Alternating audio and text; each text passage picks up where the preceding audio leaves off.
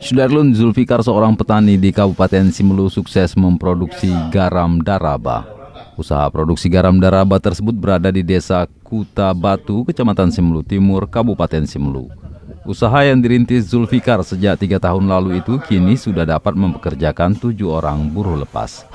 Dalam sebulan, usaha tersebut dapat memproduksi garam sebanyak 2 ton. Garam daraba hasil produksi dijual ke pasar dengan harga Rp3.000 hingga Rp4.000 per kilogram. Garam tersebut diperuntukkan bagi pelaku usaha ikan asin, teripang, dan juga gurita.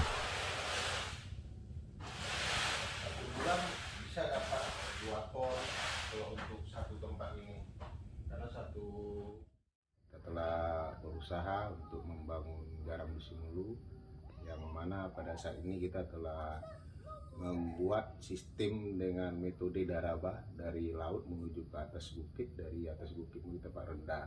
Dengan metode ini garam bisa cepat dengan panen 1 bulan 4 kali dengan kadar garam sampai 20 BE.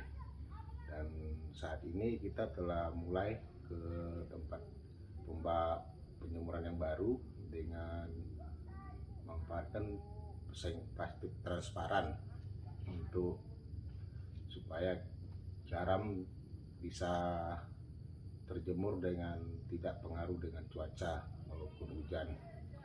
Dan saat ini penyemuran garam kita berhasil dan tempat penjualannya melalui kepada masyarakat nelayan yang dijual melalui untuk penyemuran garam, penyemuran ikan asin dan teripang dan untuk gurita. Berarti bukan untuk garam konsumsi?